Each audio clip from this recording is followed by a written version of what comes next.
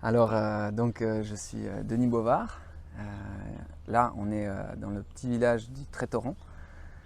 Donc, Trétoran en Désalais, pour être précis, à Lavaux. À ne pas confondre avec d'autres presque homonymes de villages, soit en Valais, soit du côté de Payerne. Donc, on est au milieu du Désalais, à Lavaux, un petit hameau au bord du lac, dans les environs de Cuy.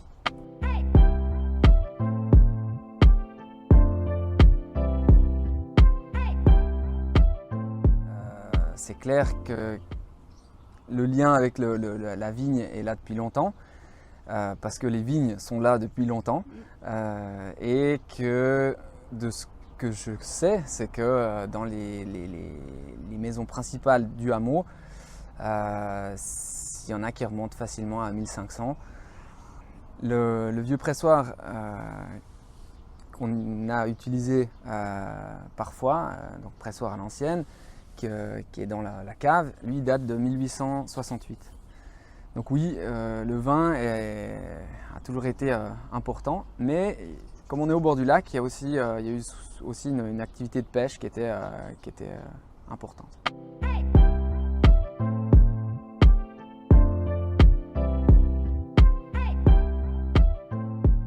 Le Désalais, il a disons, quelque chose de particulier, c'est que c'est le terroir à Lavaux qui reçoit en fait la meilleure exposition au niveau du soleil. Et c'est aussi souvent celui qui est qualifié de terroir le plus en pente. Et puis l'autre particularité fait que dans son sol, on a une grande partie, une proportion importante de calcaire et de sable.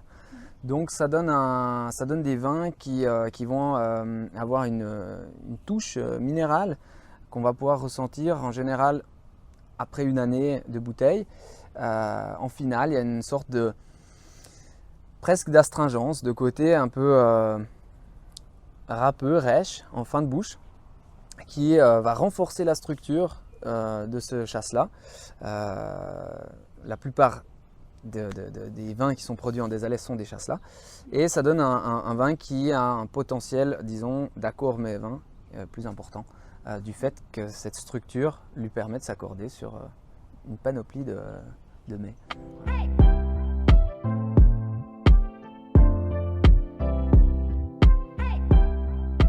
Alors l'histoire, je dirais qu'elle est encore beaucoup à découvrir, parce que on n'a pas beaucoup de traces, donc c'est surtout de traces écrites, on va dire. C'est surtout, disons, des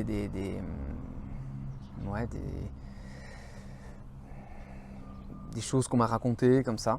Et puis, ce que je sais, c'est que mon arrière-grand-père a acheté la cave ici en 1907, et puis la maison en face, qui comme la cave appartenait à deux sœurs Jaunin, qui est une famille, on va dire, qui est à Trétoran depuis longtemps. Et ça, la maison blanche, il l'a achetée en 1924. Et puis, ce que je sais, c'est que il semblerait que les Bovards de ma famille qui sont arrivés, on va dire, en Suisse, je ne sais pas exactement à quelle date, mais je devrais être à peu près la 11e génération. Donc ça fait un moment, mais reste encore pas mal de choses à découvrir. Voilà. Par contre, ce qu'on peut supposer, c'est que vu la racine du nom de famille, ce qu'on peut supposer, c'est qu'il y avait un lien quand même avec les vaches ou les bovins, donc plutôt élevage. Voilà. Mystère.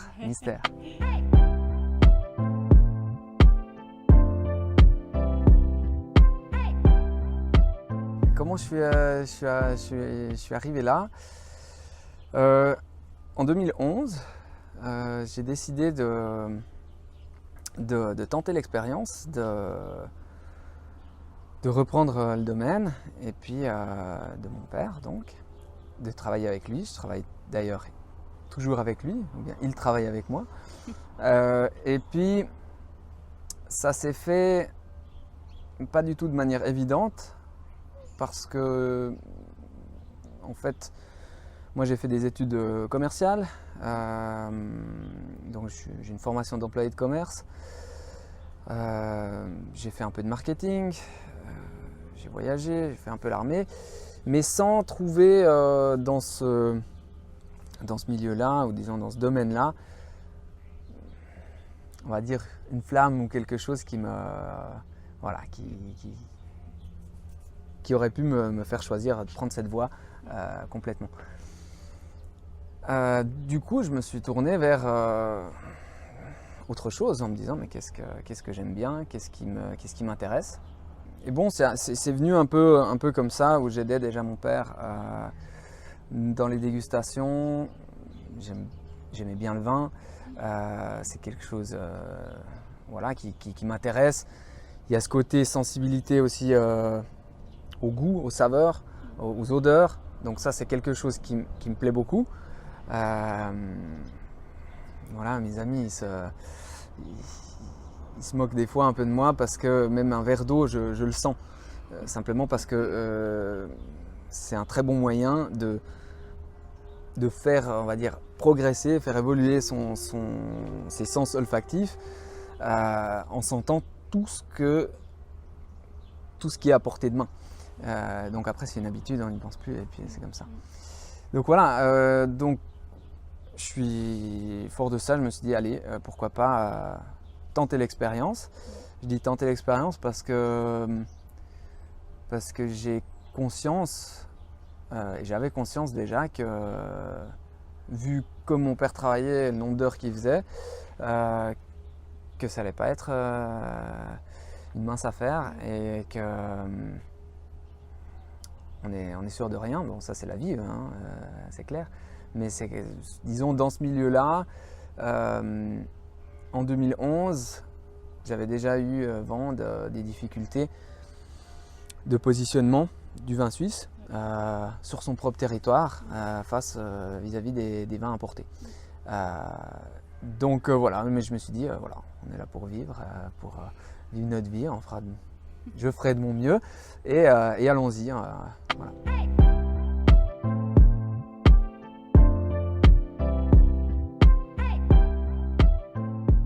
Je dirais qu'aujourd'hui, il y a trois nouvelles cuvées qui ont été créées. Donc il y a une cuvée qui s'appelle Il n'était qu'une fois, qui est un chasselas de Blonay, d'une parcelle où la dernière récolte qu'on a produit sur cette parcelle, qui ne nous appartient pas, mais la dernière récolte, on a décidé de faire une cuvée, alors que toutes les précédentes, on vendait le raisin à des vignerons environnants de Blonay. Il y a une autre cuvée qui s'appelle la DS Métis, qui est un assemblage de Doral et de Sauvignon, mais qui surtout a pour but de, disons, sensibiliser un tout petit peu, ou disons, créer un peu la curiosité par rapport à ce qu'elle raconte. La DS Métis, c'est un vin qui allie deux cépages blancs, et c'est deux mondes différents, et c'est un peu un appel à l'ouverture et à la diversité, parce que sans ça, la nature ne peut pas survivre, nous avec, et qu'on vit dans un pays et dans un monde qui est fait de diverses personnes, de diverses choses, et que voilà, qu'il faut bien se rappeler que en refusant la diversité, on ne peut pas vivre dans ce monde. Voilà. Donc ça, c'est un des vins, c'est une des créations que j'ai, parce que je souhaite faire, voilà, communiquer un petit peu plus que simplement le vin et le domaine et une marque. le vin, c'est toute une histoire et il y a bien des parallèles qu'on peut faire avec la vie, les gens. Voilà. Et sinon, il y a une autre cuvée, un pinot noir en barrique qu'on a fait récemment pour voir un petit peu le potentiel du pinot noir à la Vaud avec les changements climatiques qu'on a aujourd'hui. Voilà. Et sinon, autrement, il y a un autre changement. C'est que cette année, on est en première année de reconversion bio. C'est une folie, mais ça fait partie, ça fait partie ça fait partie du métier de composer avec les climats et les météos. Donc c'est clair que passer en bio cette année, c'est après coup, on se dit que c'était pas la meilleure année, c'est un challenge, mais à un moment donné, il faut bien faire le pas. Je pense que si j'avais pas eu cette inconscience, je l'aurais pas fait. Mais je regrette pas du tout, du coup. Voilà. Il vaut mieux pas savoir. On peut pas toujours tout savoir de toute façon. On peut pas tout contrôler. Voilà.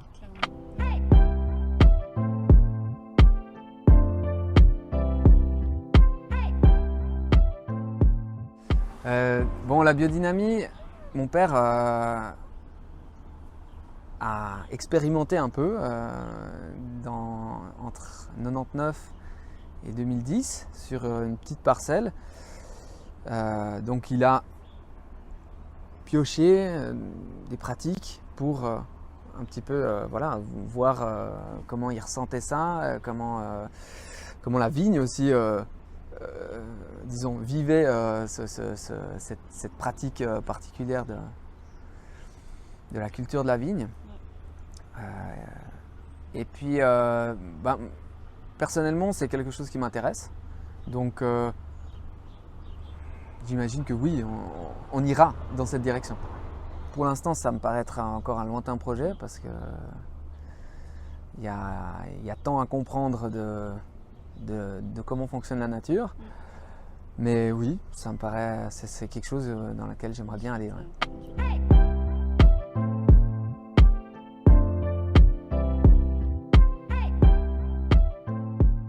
Alors le chasselas,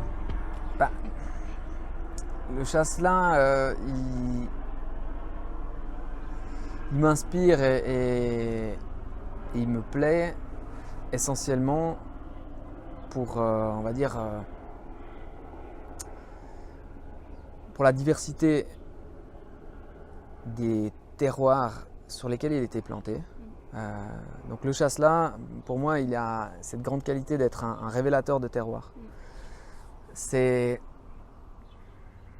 Pour moi, c'est un cépage qui a comme caractéristique d'être assez peu expressif dans sa nature. Et donc, ça veut dire que c'est un cépage qui n'a pas les qualités d'un cépage aromatique. Et donc, cette sorte de modestie qui, du coup, je trouve, correspond assez bien aux Vaudois, est là comme avantage de laisser transparaître d'autres choses. Et dans ces autres choses, il y a notamment les caractéristiques du sol où il a été planté. Donc, en Suisse, on est un pays d'accents. Donc on aime les accents des différentes différentes régions d'où on vient. On apprécie ça, on aime les accents qui aussi étrangers. Un chasselas qui est planté en désalais, il n'a pas le même accent, il n'a pas le même caractère qu'un chasselas qui est planté dans un terroir juste à côté. Et au même titre qu'un Vaudois n'aura pas le même accent, le même caractère qu'un Neuchâtelois ou qu'un Jurassien. Voilà. Donc ça, cette diversité, je la trouve fabuleuse parce que elle permet d'aller finalement presque se rencontrer soi-même avec ce qu'on apprécie. Et moi j'aime bien dire l'image suivante que à l'époque où il y avait des cordonniers qui pouvaient te faire une chaussure à ton pied, ben, on en profitait et je pense qu'on pouvait vraiment voilà, apprécier ce côté sur mesure.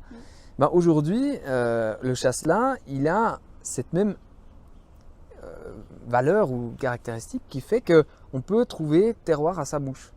Et en fonction de mon caractère, en fonction de qui je suis, ben, je vais peut-être préférer un terroir plutôt qu'un autre.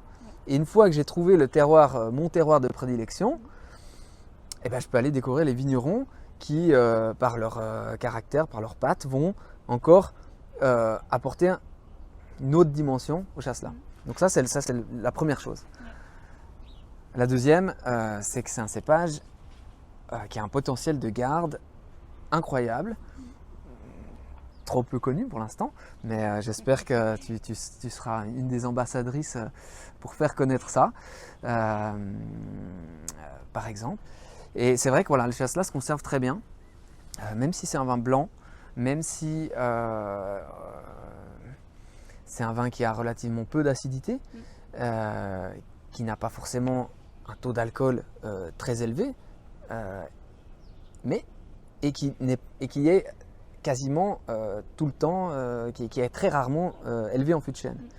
Donc il ne bénéficie pas de certaines caractéristiques qui sont propres à la garde, mais pourtant il se garde. Et là, on se dit, bon, on a quand même quelque chose d'exceptionnel. Ça va dépendre du terroir, et notamment le terroir du Désalais, il a ça de particulier qu'il permet de faire vieillir, et il permet un potentiel de garde au chasselas de en tout cas 20 ans, si ce n'est plus.